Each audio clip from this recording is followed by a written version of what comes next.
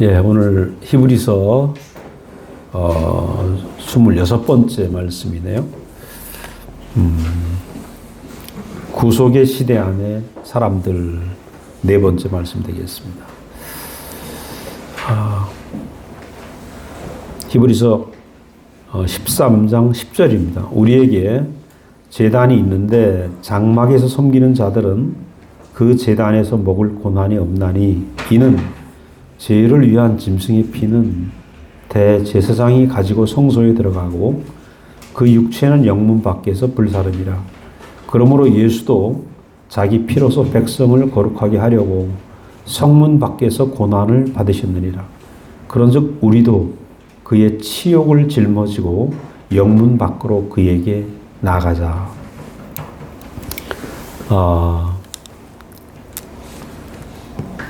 여기 내용을 보면 우리가 이제 이스라엘 사람들이 그 하나님을 만나는 장소가 성소입니다. 성소. 성막이 있고 이 성막 안에 그 성소가 있고 지성소가 있는데 그 지성소는 말하자면 제일 안방이죠. 안방. 그죠? 그리고 이제 성소는 성막 안에 들어가면 첫 번째 방이라고 할 수 있고, 그런데 이제 이 성막을 들어가기 전에 번제단이 있죠. 번제단. 이 번제단에서 매일 아침 저녁으로 양을 잡고 송아지를 잡고 비둘기를 잡아서 거기에 제사를 지내 가지고 이렇게 들어가게 됩니다.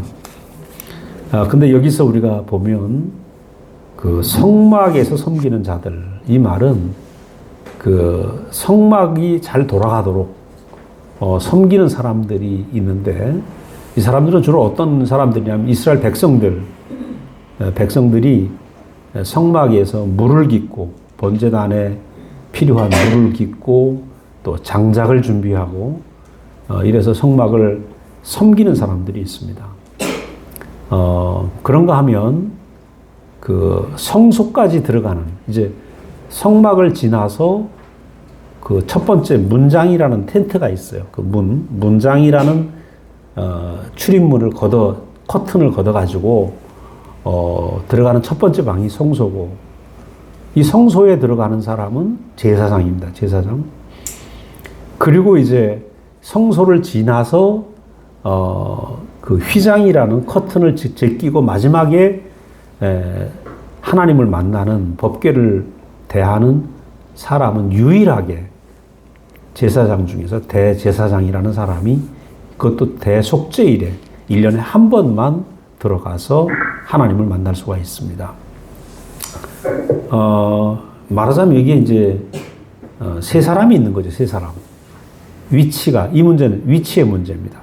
성막 밖에 있는 사람, 성막 안에서 성소까지 들어가는 사람, 그 다음에 지성소에 들어가는 사람, 이 세 사람의 분류를 볼 수가 있는데,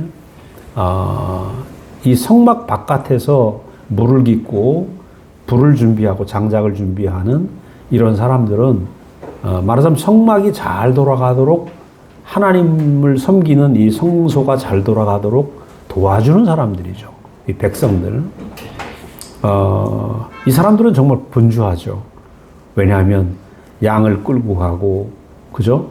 그 다음에 불을 준비하고 물을 준비하고 막 시끄럽잖아요. 그래 바깥에는 우리가 뭐 옛날에 잔치를 해봐도 잔치집의 마당은 분주하잖아. 며칠 전부터. 그러니까 그 한 번의 제사를 위해서 막 분주하게 사는 사람들이 많다는 겁니다. 그래서 오늘 많은 사람들이 예수를 믿으면서 막 이것도 하고 저것도 해야 되고 수많은 일을 하는 사람들이 많아요. 그래서 예수를 믿고 하나님을 섬기는데 분주하게 열심히 섬기면 하나님이 기뻐하실 거다. 뭐 열심히라도 해야 되니까 안 할 수 없잖아요. 그래서 저도 옛날에 새벽기도 안 하고 늦잠 자고 있으면 몸은 편한데 마음이 불안해.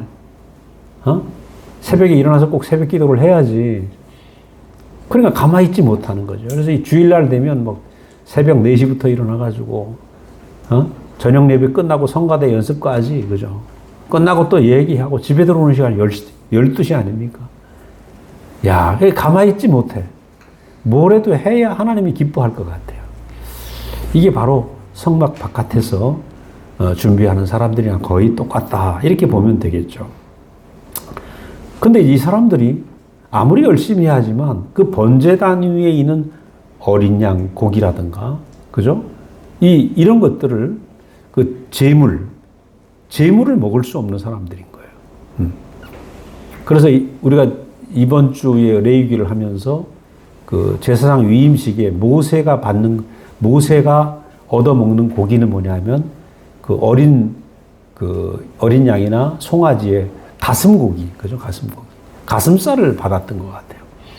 그러니까 하나님께 드리는 제사장은 반드시 그 하나님도 먹고 사람도 먹는, 나눠 먹는 그런 제물을 받게 돼 있는데, 제사장이 되지 못하면 일반 백성 안에서 멈추면 일만 하는 거죠, 일만.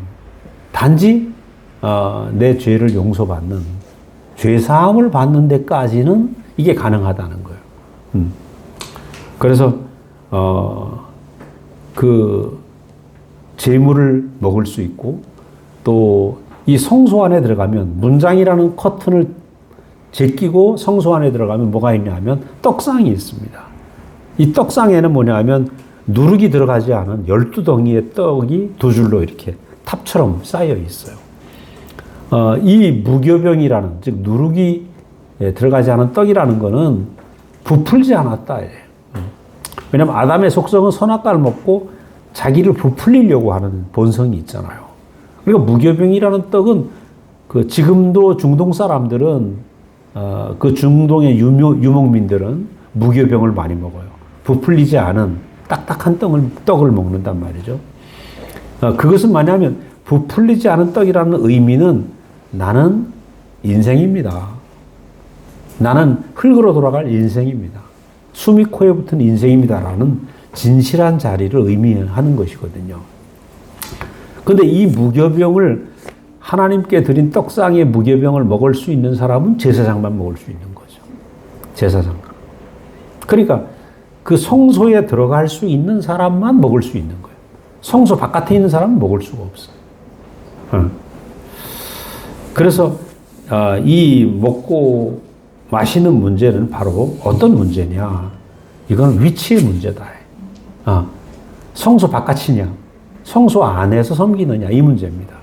위치의 문제. 그리고 또 신분의 문제죠. 내가 백성이냐? 제사장이냐? 이 신분의 문제죠. 그러면 그 사람이라는 존재는 위치가 어디냐? 우리의 원래 위치는 어디냐? 하나님의 동산이 우리의 위치죠. 그죠? 아담이 에덴에서 하나님과 함께 걸었던, 그리고 함께 동거했던, 그리고 벌거벗어서나 부끄럽지 않은, 그게 원래 위치입니다. 그러니까 원래 위치는 사실은 어디냐? 지금 이스라엘 사람들은 성소 바깥에 지성소, 그리고 맨 안에 있는 성소, 지성소, 맨 안에 지성소까지는 대제사장 한 명만 들어갈 수 있다. 이렇게 나눠놨는데 원래 사람의 위치는 지성소입니다. 그렇죠? 여러분 이걸 깊이 알아야 됩니다. 우리의 원래 출신 성분이, 우리의 원래 고향은 지성소다. 원래 고향은 지성소다. 뭐 바깥에서 물 깃고 장작 패고, 그죠? 그 바깥에 얼마나 시끄럽겠어요. 양 잡고 그거 불에 태워가지고 끓음 나고, 그죠? 그 속에서 막 그 정말 말도 못하는 시끄러운 그런 환경이 아니고 고요한 지성소, 하나님과 하나 된 동산의 삶, 이게 원래 우리 위치다. 그리고 우리의 신분은 뭐냐? 우리의 신분은 하나님을 만날 수 있는 유일한 사람, 대제사장. 그죠? 그 대제사장이 우리의 신분이다. 그래서 우리가 지금 많은 사람들이 이 원래 사람에게 주신 신분을 모르고 막 성막 바깥에서 물 깃고, 그죠? 장작 패고, 불 때는데 도와주고, 그죠? 재 날르고, 이런 것이 우리 자리가 아니다. 그래서 우리는 예수님을 보면 바로 그 신분을 회복한 사람으로서 지금 살고 계신 겁니다. 즉 우리 신분은 하나님 앞에 하나님 앞에서 내가 하나님 앞에서 그 연합할 자, 하나님을 섬길 자, 하나님 앞에 하나님밖에 없는 그 대제사장이 우리의 신분이다. 그렇게 이제 자기의 위치가 예수님 안에서는 분명히 드러난 겁니다. 잃어버린 사람의 위치가 분명히 드러났어요. 그래서 하나님께 내가 제물이 되고 내가 제사장으로 섬기는 것이 인생의 자리다 얘기를 하면서 뭐라 그러시냐면 나는 생명의 떡이다. 그 하나님 앞에 내가 제물 되고 그죠? 내가 대제사장이 섬기는 것이 오로지 내 일이다. 이게 인생의 길이다. 인생의 길. 그러니까 우리 예수를 통해서 예수의 행위를 보는 게 아니고 거기서 참 내 인생을 봐야 되는 거죠. 참 내 인생을 보면 인생을 보면 그 예수의 그 인생을 내가 내 인생으로 아는 것, 내 운명으로 아는 것. 그 예수가 내 운명으로 보이는 것이 바로 생명의 떡이죠. 그래서 우리가 생명의 떡 하면 어떤 말씀을 하나 깨닫고 그 말씀 속에서 어떤 계시를 깨닫고 이게 아니라는 거예요. 예수 안에서 잃어버린 아담이 버려버렸던 사람의 운명을 내 운명으로 보이는 것. 내 길로 보는 것. 이것이 생명의 떡이죠, 떡. 그래서 여기서 생명의 떡을 먹어야 되지. 예수 안에서 어떤 깨달음이라든가 계시라든가 훈계라든가 그죠? 예수에게서 나온 부산물 이걸 먹어서는 안 됩니다. 우리 목사님이 이제 지난 목요일마다 목양의 말씀을 하세요. 목회자들 한 30명 정도 들어오시는데 여러분 이제 2주에 한 번씩 하시거든요. 시간이 되면 방송을 한번 들어보시라고요. 그때 목사님 무슨 말씀하셨냐면 나는 내가 예수를 만나고 나서 너무 좋아가지고 표현을 했는데 예수의 본질을 내가 그때 나는 최선을 다해 했는데 40년 동안 내가 뭘 전했냐? 부산물을 많이 줬다는 거예요. 부산물. 부스러기를 많이 전했다. 그러면서 5년 전부터 야 내가 알고 보니까 예수의 본질이 뭐냐? 그 인생의 참 자리 위치, 인생의 운명이 예수 안에서 딱 보인 거예요. 그러니까 예수의 본질을 보지 않으면 예수 안에 있는 부스러기를 먹고 사는 거죠. 그래서 오늘 많은 교회들이 하나님 말씀을 전하지만 예수 안에 부스러기, 예수 안에 있는 부산물에 만족하고 있는 거예요. 그래서 정말 우리가 중요한 것이 예수 안에서 나눠주는 생명의 떡, 그 떡이 뭘까? 오늘 십자가에 내려올 수 없는 그 예수의 운명이 바로 사람의 운명이고 우리 운명이었다. 그 내 운명을 거기서 발견하는 거죠. 내가 누군지를 예수 안에서 내가 발견하게 될 때 어떻게 됩니까? 우리는 정말 생명의 떡을 먹게 되는 거예요. 그래서 예수 운명이 내 운명이다 이렇게 보이게 되면 어떻게 됩니까? 나는 곧바로 예수님 뭐라 그랬냐면 이 떡을 먹으면 너희가 영생하리라. 영생하리라. 예수 운명이 나의 운명이고 사람의 운명이다 보이는 순간에 우리는 영생 안에 살게 되는 거죠. 왜냐면 예수가 내 운명이 되니까. 그래서 저는 지금도 그래요. 내가 목사님 처음 만난 그때부터 내가 영생 안에 있었지만 요즘 들어서 십자가에 내려올 수 없는 이 운명을 선명하게 알고 나서 목사님과 나 사이에 거리가 없어졌어요. 그건 내 운명이더라고. 그리고 예수와 나 사이에도 거리가 없어졌어요. 거리가 없어지니까 예수님이 궁금하지 않아. 목사님이 궁금하지 않아요. 이게 하나됨이죠.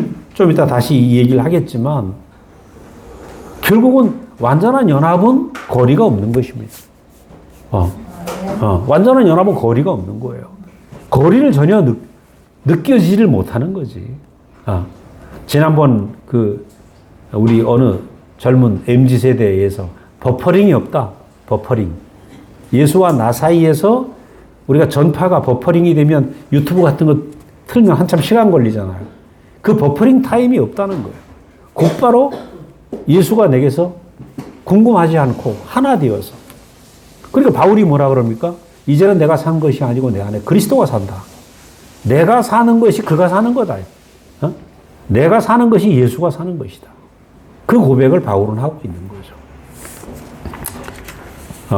그래서 우리가 오늘 위치의 문제, 이 위치의 문제와 신분의 문제, 어떻게 성막 바깥에서 지성소 안으로 순간이동을 할 수 있는가?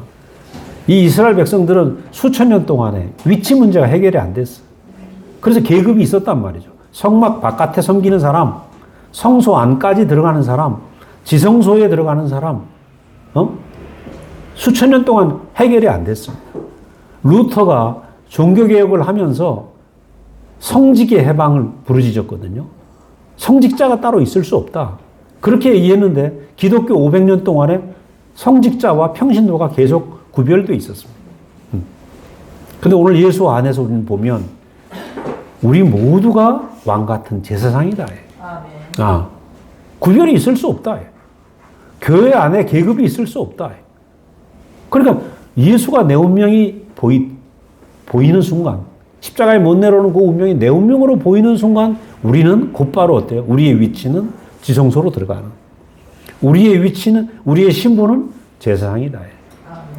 그래서 모든 사람의 위치가 지성소고 모든 사람의 신분이 왕같은 제사장이다.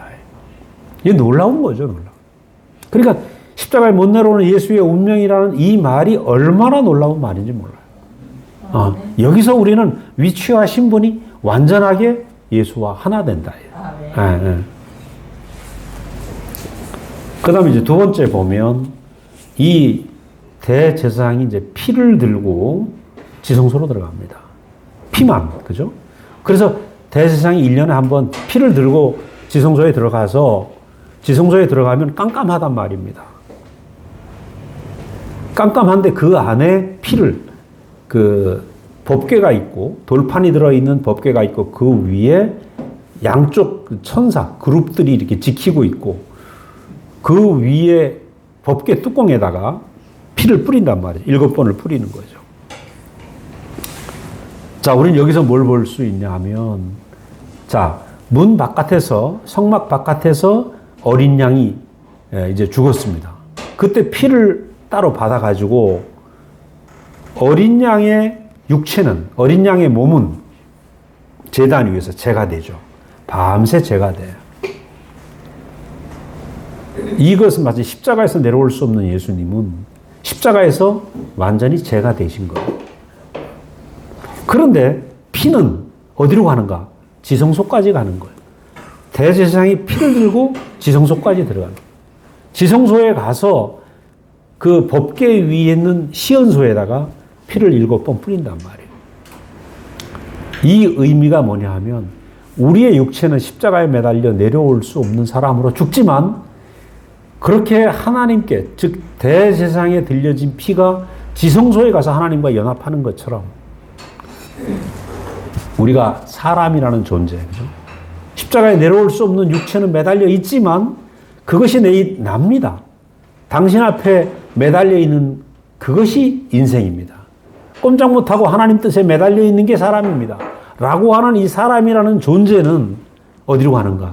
하나님과 완전히 연합이 된다는 거예요. 그러니까 하나님과 연합하는 것은 뭐냐? 우리의 존재죠, 존재. 인생의 존재는 하나님과 완전한 연합이 되는 거예요. 그래서 우리는 그동안에 내 행위가 하나님과 연합할 줄로 착각을 했던 거죠. 내 헌신이 연합할 줄 알았어. 내 어떤 깊은 계시와 깨달음이 연합인 줄 알았어. 그것도 아니라는 거죠. 다 지나가는 것이고 하나님께 하나님의 뜻에 매달려서 내려오지 못하는 그 사람이라는 존재, 그죠? 이 존재가 하나님과 완전히 연합하는, 하나님이 받으시는 그런 존재가 된다는 것입니다. 그래서 우리는 예수 안에서 예수님을 보면 십자가에 내려올 수 없는 예수 안에서 우리가 뭐가 보입니까? 예수님이 이전에 살았던 모든 소유, 예수님이 사셨던 모든 역사 다 끝났습니다. 다 끝나고 남은 거는 내려올 수 없는 그 사람. 이 존재만 남았잖아요. 이 존재만 남은 사람이 어떻습니까? 완전히 하나님 앞에 연락되는 거죠. 그래서 오늘 우리가 그 하나님 앞에서 우리가 온전히 하나 되는 자리는 바로 존재다, 존재. 우리의 어떤 역사가 연합되는 것도 아니고 나의 어떤 경험과 내가 아는 어떤 하나님에 대한 지식, 예수에 대한 지식이 연합되는 게 아니다. 바로 이 하나님과 내가 하나 되는 것이 인생에서 가장 중요한 문제입니다. 하나님과 내가 하나 되지 않는다면 우리는 우리 인생을 찾을 수가 없어요. 아멘. 하나님과 연합되지 않으면 내가 누굽니까? 그냥 고등한 동물로 왔다가, 그죠? 조금 고상한 동물, 음악도 좀 할 줄 알고, 과학도 좀 할 줄 알고, 취미도 고상한 동물로 살다가 동물로 가는 것입니다. 나는 커피를 되게 좋아했는데, 요즘은, 힘이 빠져갖고 좋은 커피 찾는 것도 힘들더라고. 뭐 대충 그냥 아무거나 믹스 커피도 먹고 다 먹어. 주어지는 대로. 나이 들으니까 고상한 거 다 소용없어요. 옛날에는 아주 사람들 앞에 설 땐 되게 고상하게 보이려고 얼마나 애를 썼는지. 다 소용없는 거라. 그러니까 내가 하나님을 모르면 그냥 고등한 동물로 살다가 그냥 가는 거라.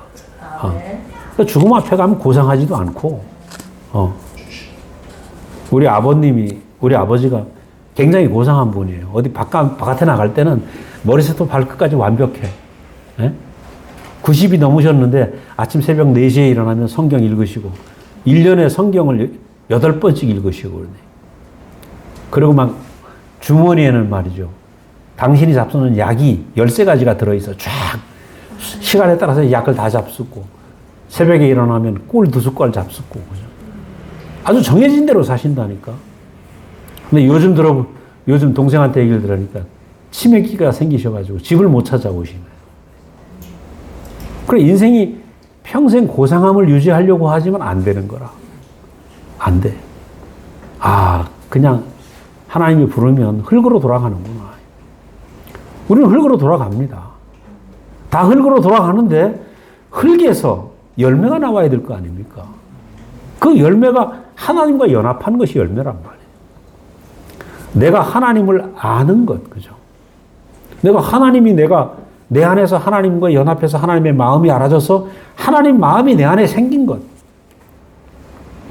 그것이 인생의 열매죠. 그 열매가 없다면 허무한 흙이죠. 허무한 흙. 그래서 우리가 하나님과의 연합은 내가 살아있는 사람이냐 죽어있는 사람이냐 이 문제입니다. 내가 사느냐 죽느냐 이 문제죠. 내가 하나님과 연합이 안 된다면 살아도 산 것이 아니다. 우리 오늘 찬혜 형제가 좀 늦었지만 마산서 왔잖아요. 그 하루 종일 안 봐도 압니다. 얼마나 성실한지 몰라. 밤늦게까지 일하고 몸 불편한데. 왜냐하면 형제들과 연합, 하나님 말씀과 연합, 교회로 사는 인생밖에 남은 게 없는 거지. 남은 것이 하나님과의 연합밖에 남은 게 없습니다. 인생에서. 우리도 그것 때문에 오늘 일요일 날 교회를 와서 말씀을 듣고 하는 거 아닙니까? 그러니까 이게 말씀을 듣고 교회 안에서 하는 것은 이건 사느냐 죽느냐 문제예요. 이게 취미 문제가 아니고 여유가 있어서 오는 게 아니고 정말 이것이 아니면 인생의 의미가 없기 때문에, 존재 이유가 없기 때문에 오는 것이. 여기 보면 참 재미난 것이 지성소에 들어가는 사람은 딱 한 사람, 대제사장 한 사람입니다. 누구도 못 들어가요. 자, 하나님과 지성소에 들어가서 대제사장은 하나님과 대면하게 되는데, 하나님을 만나는 이 문제는 누가 같이 갈 수 없습니다. 내 문제예요, 내 문제. 우리 목사님이 예전에 처음에, 지금 한 40여 년 전에 이제 이 말씀을 계속 전하는데, 사모님은 모르는 거라. 그래서 목사님이 말씀하고 나면 사모님은 옆에서 틱틱거리고 계신 거예요. 그래서, 야, 한 이불을 덮어도 주님과 연합하는 건 별개의 문제구나. 어느 날 이제, 우린 사모님이라고 안 하고 누님이라고 그러죠. 그 누님이 정말 함께 그 자리에 동참이 되셨어요. 그때부터 문제가 없었는데, 야, 그전에는 시끄럽더라고요. 왜냐면, 누님은 막 기도파거든. 열심히 기도하고, 체험하고, 목사님은 그렇게 누님처럼 그렇게 기도를 많이 못 하셨어요. 근데 하나가 안 되니까, 그 하나님과 연합이 안 되니까, 이 부부라도, 목사님 부부라도 하나가 안 되더라고. 그래서, 야, 연합이 어디 있는가? 부부간의 연합도 마찬가지입니다. 부부간의 연합도 어디서 연합이 되는가? 하나님과 내가 먼저 연합이 돼야 돼. 내가 하나님 앞에서 사라지지 않으면, 내가 하나님과 연합되지 않으면 다른 사람과 연합 안 됩니다. 그래서 여러분, 제가 여러분에게 간곡히 부탁하는 건, 내가 찬영이한테도 금요일 날 그런 얘기 했는데, 교회의 문제를 어떻게 해결할까? 어떤 형제 문제를 어떻게 해결할까? 이 문제가 아니고, 모든 문제는 나와 주님의 문제다. 나와 주님이 연합하면 아무 문제 없습니다. 그래서 교회 문제 여러분 붙잡고 계시지.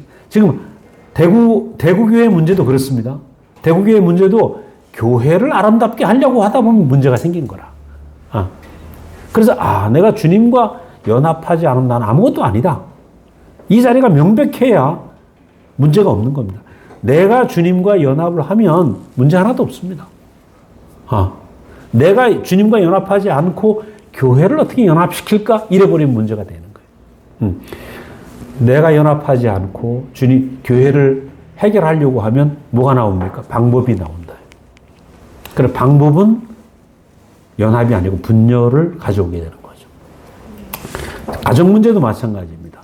그래서 우리가 이 지성소에 들어가는 대제사장은 단 한 사람이었다. 단 한 사람이었다. 오늘 우리가 지성소에서 하나님과 연합하는 유일한 길은 이 대제사장 안에 포함되는 것입니다. 포함되어 가는 것이죠.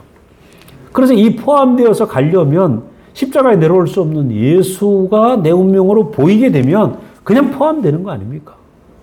그냥 포함되게 되면 예수 안에 포함되어서 예수 안에 연합되어서 내가 하나님과 연합되는 것입니다. 그래서 많은 사람들이 나와 하나님과의 연합을 개인적인 경험으로 내가 열심히 노력해서 연합하고 어떤 경지에 이르려고 생각해서는 안 됩니다. 예수를 분명히 보고 예수 안에 포함되는 것입니다. 첫 번째가 예수 안에 포함되고 연합되었을 때 저절로 내가 하나님과 연합되는 사람이 되는 것이죠. 그래서 예수 그리스도 그분은 우리의 머리다. 우리는 지체다.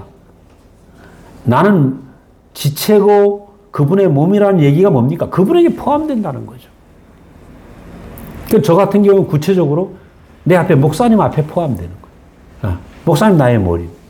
목사님은 또 예수 안에 포함된 분이고. 그래서 끊임없이 내가 개별적으로 포함되고 내 스스로 뭔가 알아서 포함이다. 이것이 아닌 거죠. 예를 들어서 오늘 우리가 끝나고 나서 차내 형제의 어떤 간증이 나온다. 그 차내 형제의 간증 안에 나는 포함되는 거예요. 내 앞에 나타난 그리스도 앞에 나는 포함되는 것이죠. 그래서 이 포함의 문제는 내 스스로 뭔가 깨닫고 뭐 하는 문제가 아니고 구체적으로 신약의 세계는 내 앞에 있는 인격 앞에 포함되는 거. 이것이 너무 중요한 문제인 거죠. 그래서 오늘 우리가 지성소로 들어가는 길은 내 앞에 있는 형제 앞에 포함될 수 있는가. 내가 뭘 깨닫고 내가 뭐가 되는 게 아니라 내 앞에 머리 앞에 포함될 수 있는가. 되게 중요한 문제입니다. 저도 이제 예전에 형제들과 순회를 가면 말씀하는 형제가 있어요. 그럼 그 말씀하는 형제 말씀을 들으면서 요 말 끝나면 나는 무슨 말 간증할까? 나대로 또 준비를 하고 있어. 나대로 준비를 하면요. 내 앞에 있는 형제의 말을 다 먹을 수가 없어요. 그래서 어느 날, 내려놓자. 그리고 오로지 내 모든 걸 비우고 형제의 말에 포함되기로 생각을 했어요. 야, 그때부터 그 형제의 모든 것이 어떻게 돼요? 다 내 말이 돼버리는 거예요. 그러니까 포함되는 그 비결을 알면 얼마나 넓은지 몰라요. 내 지경을 벗어나서 내 앞에 있는 사람 앞에 접붙이는 거 아닙니까? 그죠? 그러니까 내 앞에 있는 형제 안에 있는 모든 충만이 내게 흘러오죠. 그래서 우리가 예수에 포함된다는 것은 예수의 모든 것을 상속받는다 이 말입니다. 예수 안에 있는 모든 풍성을 다 얻는 것이죠. 그래서 이 포함이라는 말이 이 보통 복된 말이 아닌 것 같아요.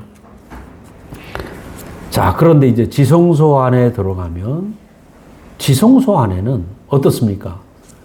지성소 안에는 바깥 세상에 빛이 안 들어와요. 왜? 텐트가 겹겹이 쌓여 있거든요. 또 바깥에 그 광야의 소리도 안 들려와요. 고요하죠. 오로지 어떤 소리만 있냐? 그 지성소 안에 있는 하나님의 음성만 들리고 하나님의 빛만 그 안에는 존재한다는 거죠. 그래서 우리가 지금 십자가에 내려올 수 없는 그 자리, 십자가에 매달려서 내려올 수 없는 이 자리는 어떻습니까? 내가 알고 있던 모든 소리가 사라지는 거예요. 내가 알고 있는 모든 지식이 사라지고 내가 배웠던 모든 빛이 사라져요. 세상에서 내가 어떤 깨달음이 있었고 어떤 경험을 했을지라도 그 모든 것들이 사라지고 예수의 빛과 예수의 소리와 예수의 그 모든 것만 내게 보여지게 되는 거죠. 이게 지성소입니다. 그렇기 때문에 바울은 이제는 내가 산 것 아니요. 내 안에 그리스도가 산다. 그렇게 얘기를 하는 겁니다. 이게 지성소 아니겠어요. 그죠? 그래서 우린 가면 갈수록 뭐만 남습니까? 십자가에 못 내려오는 운명, 그것만 봤는데 다 사라져. 다 사라지고 예수만 남아. 오늘 제가 아까 부른 찬송, 주 예수께 사로잡힌 내 마음, 주님 향해 활짝 엽니다. 이번 수요일 날 우리 목사님 큰딸 은혜가 간증을 했는데 깜짝 놀랐어요. 걔가 말하는 거 잘 못 봤거든요. 말하는 걸 못 봤는데 50이 넘었는데 이번에 말씀을 하는데 얼마나 영광스러운지 몰라요. 그러면서 얘가 그 얘기를 하더라고.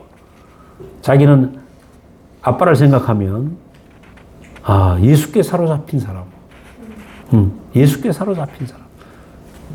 예수께 사로잡혀서 예수밖에 없는 사람. 바로 그 사람이 되는 겁니다. 근데 이 딸이 그렇게 된 거예요. 그 간증을 하는 거예요. 뭐라고 그러냐면 자기는 아버지가 이제 중환자실 가시고 그 아버지를 볼 때마다 병실에 가면 아버지와 있는 30분, 1시간이 민망했다는 거예요. 왜? 아버지가 하는 말씀은 알아듣겠는데 아버지와 자기가 하나가 안 된 거야. 그러니까 그 아버지는 말씀하는 아버지고 자기는 듣는 사람이었는데 말씀하는 아버지와 자기가 거리가 있는 거라. 그 하나, 존재 안에서 하나 되지 못한 민망함. 그죠? 근데 십자가에 내려올 수 없는 이 말씀을 딱 듣는 순간에 그것이 알아지는 순간에 아버지와 자기가 거리가 없어지더라고요. 말씀하는 아버지와 육신의 아버지가 하나가 되더라는 거예요. 그 이제 중환자실에 목사님이 입원을 하셨는데, 이제 은혜도 이제 닥터거든요. 닥터인데 중환자실에 들어갔는 거라. 중환자실에 들어갔는데 목사님이 깨어나신 거예요. 며칠 만에. 깨어나셔서 여기가 어딘지 이제 구분이 안 되시는 거죠. 그래서 아무리 설명해도 모르는 거라, 목사님이. 그때 이제 딸이 뭐라 그러냐면, 그 은혜 안에서 깨달아지는 게 뭐냐면, 여기에 의사들도 있고 간호사들도 있고 의료진들이 있는데, 아버지, 이 사람들은 아버지를 도우려고 있는 의사입니다. 의료진입니다. 이렇게 얘기를 했대요. 하면서, 아, 이들은 아버지의 육체를 좋아지게 하려고 하는 그런 사람이구나. 그렇게 알아지고, 그런데 아버지의 본질을 아는 사람은 이 방에서 자기밖에 없구나. 아버지의 본질과 자기의 본질과 하나 된 그 고백을 하더라고. 그러니까 수많은 사람이 있지만 아버지와 연합한 사람은 자기밖에 없는 거죠. 그래서 얼마나 그 감정을 듣는데 너무 감사한 거야. 얼마나 은혜가 되는지 몰라. 목사님 얼마나 기뻐하시는지 몰라. 목사님 이제 그날 밤에 수요일 말씀 못 듣고 목요일 날 아침에 딸의 간증을 들으면서 깜짝 놀란 거예요. 내 딸 맞나? 이거 새로 태어난 사람이죠. 새로 태어난 사람. 그리고 완전한 연합이죠. 그래서 오늘 우리는 지성소 안으로 들어간 사람, 예수와 연합되고 하나 된 사람, 이건 완전히 다른 차원의 세계입니다. 그래서 제가 요즘 이 히브리서를 하지만 대구교회 일주일 있었던 메시지들을 제가 정리를 합니다. 왜냐하면 최신 트렌드죠. 최신 트렌드를 여러분한테 소개를 지금 하고 있는 거예요. 너무 놀랍습니다.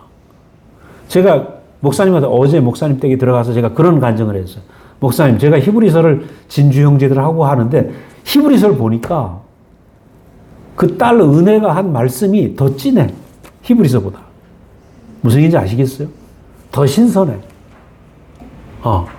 왜냐하면 오늘 시대가 문자로 된 성경의 시대가 아니고 인격에 새겨진 인격 성경의 시대거든요. 오늘 여러분의 간증이 히브리서보다 훨씬 더 진한 성경입니다. 그리고 이 성경은 오늘 우리를 증거하고 있는 말씀인 거예요. 성경을 절대적으로 생각을 해서는 안 됩니다. 히브리서는 아볼로가 썼는지 바울이 썼는지 모르지만 그들의 증거였어요. 간증이었어요. 오늘 우리는 히브리서 위에서 더 발전된 간증이 우리 앞에서 나오고 있는 것입니다.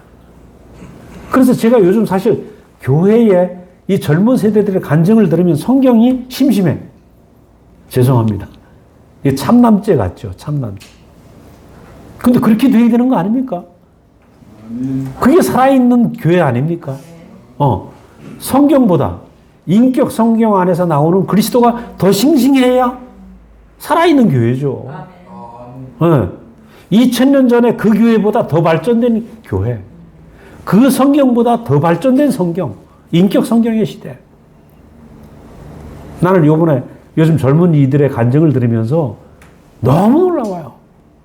2000년 전의 성경보다 훨씬 진하고, 훨씬 진하고, 훨씬 살아있고 새로운 성경을 내가 만나는 것 같아. 얼마나 주님이 기뻐하시겠어요. 우리가 2000년 전에 성경 한번 붙잡고 이게 전부 다 그러고 있으면 하나님 답답해 하실 거 아니에요? 그게 틀렸다는 게 아니에요. 그것을 뛰어넘는 새로운 인격 성경의 시대가 지금 교회 안에서 펼쳐지고 있다. 그 다음 세 번째는 이제 피 흘리심의 이유는 거룩하게 하려고 한다. 피 흘리심의 이유는 거룩하다. 자, 우리가 거룩의 문제, 거룩은 표면적인 거룩이 아닙니다.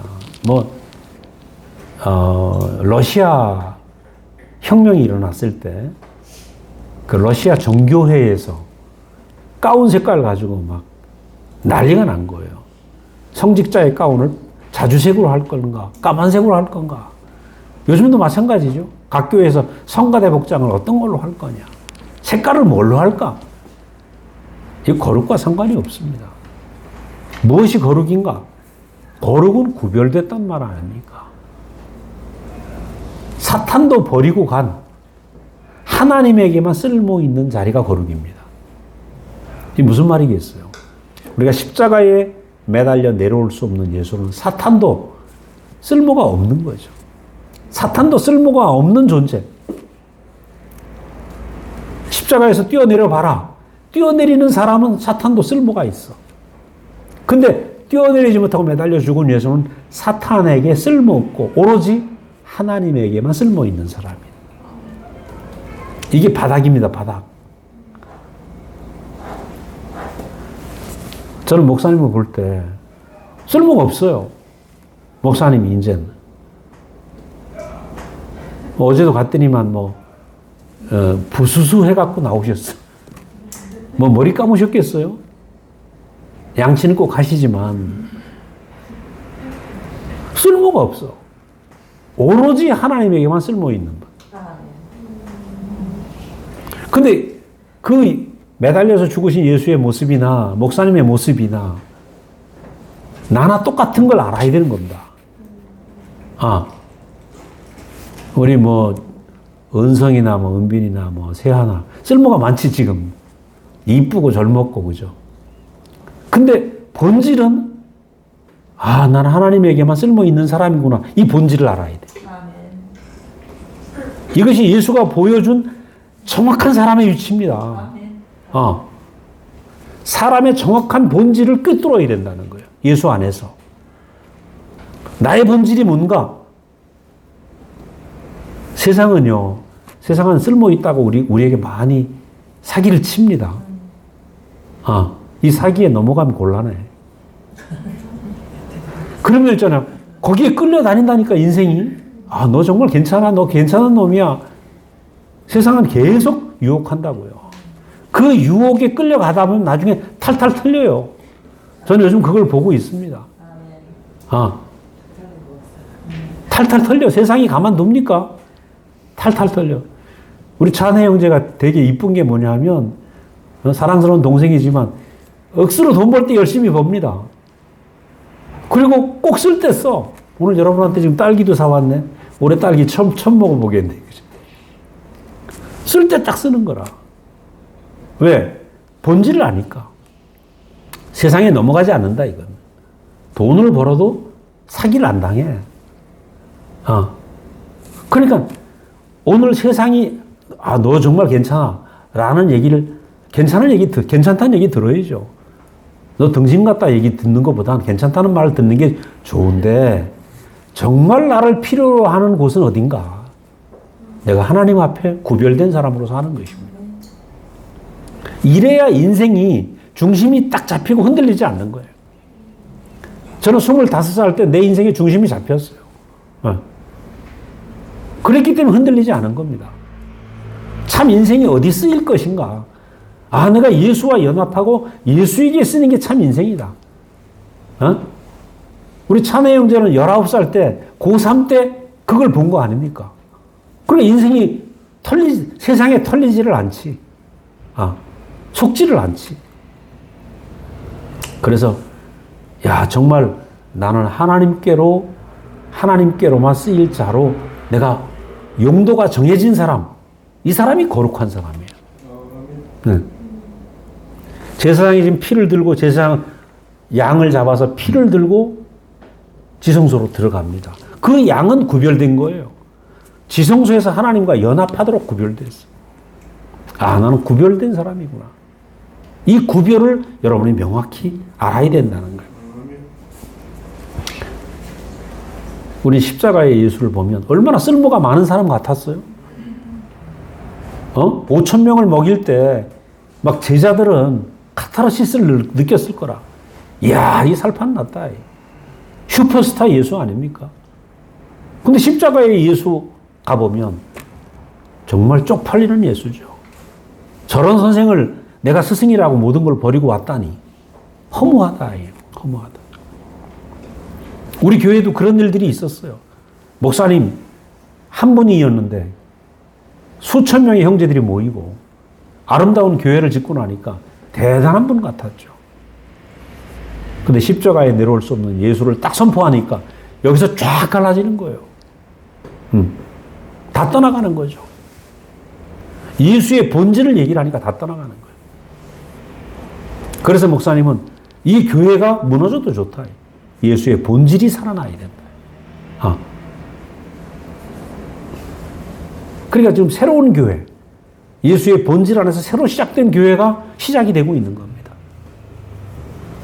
제가 매일 십자가에 못 내려오는 얘기를 여러분에게 하는 얘기는 예수의 본질 안에 살자야 돼, 본질 안에. 아니면 눈에 보암직한 교회가 아니다.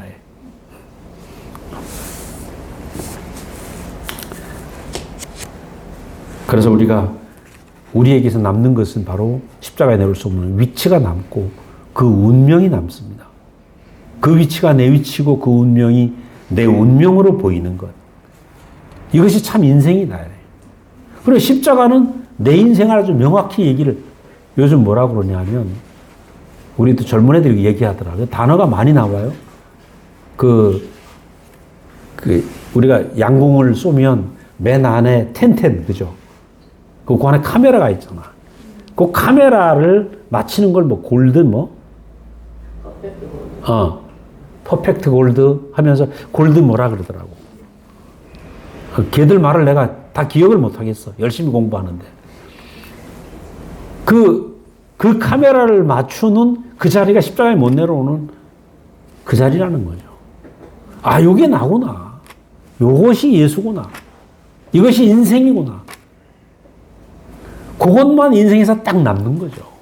퍼펙트 골드. 다른 게 없는 것입니다. 그러니까 이젠 아주 명확하게 예수가 나옵니다.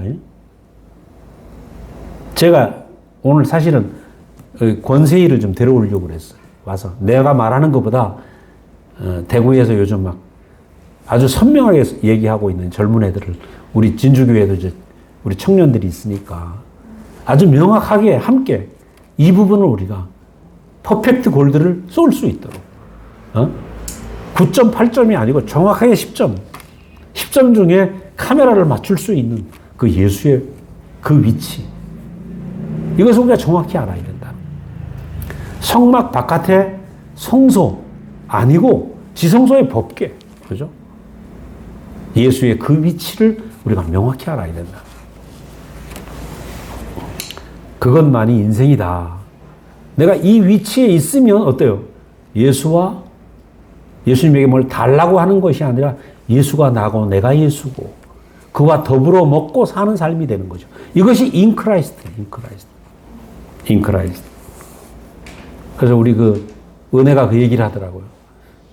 환상이 아니고 현실이 되었다. 이 얘기를 하는 거예요. 예수가 환상이 아니고 현실이 되었다. 얼마나 성막 바깥에서 일하는 사람들은 지성소가 보고 싶었겠어요. 그죠? 꿈꾸던 지성소. 예수와 연합, 하나님과의 연합. 2000년 동안 기독교가 예수와 연합하기를 그렇게 사모했습니다. 칼빈도 사모했어. 그런데 칼빈은 우린 구원받은 죄인으로까지 표현이 됐지 예수와 완전한 연합을 설명할 수 없었어요. 왜? 자기 안에 경험이 없으니까. 그러니까 예수와의 완전한 연합은 환상이었지, 환상. 2000년 동안 꿈꾸던 환상. 예수와 연합하기를 그렇게 원했던 환상이 현실이 되는 자리가 어디냐? 십자가에 내려올 수 없는 자리라는 거예요. 그러니까 우리는 2000년 동안 꿈꾸던 환상이 현실 앞에 오늘 펼쳐지고 있는 거 아니에요. 그것이 내 운명이 되면 환상이 현실이 된다. 그게 인크라이스트가 된다. 인크라이스트. 이 보통 얘기가 아닙니다. 네 번째로 예수는 영문 밖에서 죽으셨다. 결국은 영문 바깥의 골고다, 갈보리 언덕에서 예수님은 십자가에 매달려 죽으셨어요. 자, 영문이라는 게 뭡니까? 그 영문이라는 게, 우리가 서울도 가면 사대문이 있잖아요. 사대문. 남대문, 동대문 뭐 있잖아요. 그 영문 안에는 사람이 만든 모든 것으로 가득한 겁니다. 제도, 그죠? 의식, 전통, 교리. 수많은 자기들이 만든 것을 자랑하고 그것을 지키려고 애를 쓰고 열심히 제사 지내고 예배 드리고 근데 거기 예수가 온 거예요. 심지어 성전에 와서 채찍을 들고 내 아버지 집을 장사하는 집으로 만들지 말라. 성전을 청소하시는 예수. 뿐만 아니라 나를 본 자는 아버지를 보았다. 그러니까 예수는 완전히 유대교를 완전히 다 흔들어 놨죠. 저 사람 살려도 안 되겠는 거라. 그래서 영문 바깥으로 내보내서 처형을 한 것입니다. 저도 영문 안에 살고 있었어요. 여러분도 영문 안에 살고 있었죠. 만들어진 종교 안에 살고 있었고, 그 의식과 전통 안에 살고 있었어요. 그거 아니면 안 되는 줄 알아요. 우리 아버지는 지금도 이제, 우리 집은 대대로 감리교였으니까. 그래서 대구를 오면 우리 집에 계시죠. 그럼 일요일 날 이제 우리 교회 와서 집회 참석을 한다고. 근데 아버지는 대구교회 2시간, 3시간 집회를 하고 나도 예배 본 것 같지 않으시는 거라. 왜냐면 성가대도 없죠. 헌금 시간 따로 없죠. 목사님 축도 없죠. 예배 본 것 같지 않아. 그래서 우리 교회 집회 마치시고 또 감리교 찾아가신다니까. 참 예배가 뭔지를 모르니까 그러시는 거예요. 참 예배가. 왜냐하면 그 영문 안에 길들여져 있어요. 야, 오늘 우리가 지금 십자가에 내려올 수 없는 예수 안에 들어온다는 건 그 영문 바깥의 세계로 온 것입니다. 예수의 생명은 영문 안에 갇힐 수가 없어요. 내가 돼지를 키우면서 요놈을 사각형으로 키우겠다 하고 사각형 철망에 돼지를 키우면 돼지가 어떻게 되겠어요? 생명이 어떻게 되겠습니까? 생명이 사각형으로 고정될 수 있겠습니까? 마치 교리는 그와도 같은 것입니다. 칼빈의 교리, 웨슬레의 교리, 가톨릭의 교리, 예수의 생명을 자기들이 생각하는 각진 프레임 안에 가둬놓는 거나 똑같은 거죠. 생명은 갇힐 수 없다는 거예요. 네. 그래서 결국은 예수님은 그들이 만든 영문 안에 계실 수 없고 쫓겨난 거죠.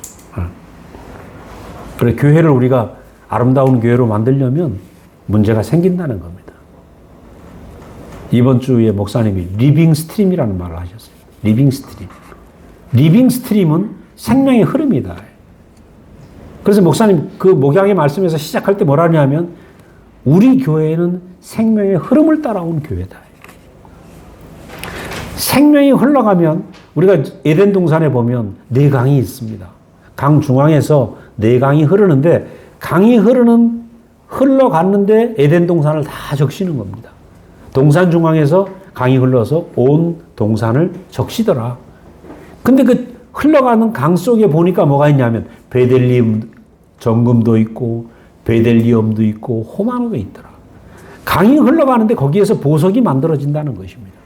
강이 흘러가는데 수많은 변화가 생긴다는 거예요.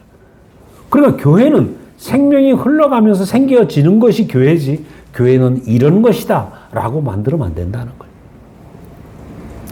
그래서 목사님의 사역은 뭐냐면 오로지 생명을 공급하는 것, 생명이 흐르게 하는 것만 관심을 가진 거예요. 이 생명이 흘러가면서 교회는 발생되는 거지 교회는 만드는 것이 아니다. 그래서 저도 이 진주에 하나님이 지금 시작하신 정말 우리가 생각 못 했잖아요. 저도 선덕자매가 오빠 이 말씀을 좋아하는 형제들이 있다 이거라. 이부섭이 장명하기 이딴 얘기를 듣고 무조건 내려온 거 아닙니까? 어느새 2년이 지났어요. 상상 못한 형제들을 하나님 모으신 거 아니에요. 그래서 저는 목사님을 보면서 오로지 생명이 흘러가는 것만 목사님 관심을 두신 거야. 생명이 흘러가면 저절로 거기서 보석이 나오는 겁니다. 정금, 베델리움, 호마노 시간이 없어서 다 말씀 못 드리지만 이 진주와 같은 그런 보석이거든요. 물이 흐르는 곳에 진주가 생긴단 말이에요. 조개도 있고 진주 보석이 나오잖아요. 그것처럼 과정을 거치면서 이 아름다운 보석들이 형성되는 거예요. 여러분 생명이 흘러가는 곳에 바로 여러분이 한 사람 한 사람 보석이 되는 것입니다. 보석 같은 인격. 그래서 어제도 목사님하고 이 생명, 리빙 스트림에 대한 얘기를 했어요. 제가 여러분에게 와서 우리 부섭 형제가 저한테 어떻게 형님을 부를까요? 형님을 불러라. 목자라고 부를 것도 아니고, 목사라고 부를 것도 아니고, 장로라고 부를 것도 아니고, 우리 형제다, 형제. 그래서 우리가 모두가 형제입니다. 누구나 여러분이 보석이 되고, 여러분이 어느 날 생명이 자라면, 여러분이 여러분 안에 생명을 나눠주는 사람이 되어서 여러분의 생명의 사역을 하게 될 것입니다. 이래서 생명이 흘러가는 곳에 교회가 생기고 발생하는 것이지, 교회는 이런 것이다라는 틀을 만들어 놓으면 안 된다. 기독교가 왜 실패했는가? 좋은 교회를 만들어 보려고 했어요. 생명이 공급되어서 나온 교회가 아니라 좋은 교회를 만들어 보려고 하다 보니까 좋은 것, 좋은 생각, 이런 것이 모이다 보니까 뭐가 됩니까? 섞인 교회가 된 겁니다. 혼합된 교회. 생명과 어떤 것이 혼합되어서는 안 되는 겁니다. 혼합되면 뭐가 나와요? 이스마엘이 나오는 거예요. 오로지 100세의 아브라함에게서 나온 이삭으로만 교회가 되어야 되는 거죠. 자, 마지막에는 이제 치욕을 짊어지고 영문 바깥으로 나가다. 히브리서 저자는 이 얘기를 하고 있어요. 우리가 예수의 십자가에 못 내려오는 그 운명을 짊어지고 영문 바깥으로 나가자. 그래, 영문 안과 영문 바깥은 완전히 다른 세계입니다. 영문 안은 만들어진 것으로 가득한 것이고, 영문 바깥은 뭐예요? 하나님이 만든 것으로 가득한 것입니다. 영문 안은 사람이 만든 것으로 가득하고, 영문 바깥은 하나님이 만든 것만 존재하는 거예요. 이 하나님이 만든 것이 무엇입니까? 바로 사람 안에 하나님이 만든 것은 뭐죠? 우리의 육체와 우리의 존재죠. 존재. 그러니까 영문 바깥으로 나가는 이 출구가 바로 이 문이 뭐냐? 십자가에 내려올 수 없는 그 운명이 영문 바깥으로 나가는 출구죠. 차원이 다른 것입니다. 영문 안과 영문 바깥은 전혀 다른 차원이에요. 이번에 그런 얘기를 하더라고요. 그 3차원에서 4차원. 우리가 1차원은 이 뭡니까? 이 선의 세계, 평지의 세계란 말이에요. 2차원은 어떤 도형의 세계잖아요. 3차원은 입체적인 거잖아요. 입체적으로. 4차원은 뭡니까? 시간, 거기에 플러스 시간이라 하대, 시간. 잘 모르겠어요. 근데 차원이 다른 세계로 옮겨져야 내가 먼저 있던 차원이 보인다는 거예요. 선명하게. 우리가 십자가에 내려올 수 없는 운명 안으로 들어가야 영문 안에 세상이 명확하게 보이는 겁니다. 이게 명확하게 안 보이면 어떻게 됩니까? 마치 실험실에 쥐를 갖다가 실험할 때 실험실 안에 미로를 만들어 놓은 미로. 그럼 이놈이 있잖아. 미로 안에 뺑뺑 도는 겁니다. 어디 길이 있나? 뺑뺑 도는데 문제는 실험실 안에 미로는 출구가 없다는 거예요. 야, 이거 얼마나 무섭습니까? 출구가 없는 미로를 헤매는 게 모든 영문 안의 삶입니다. 끝없이 봉사하고 불 떼고 물 준비하고 그죠?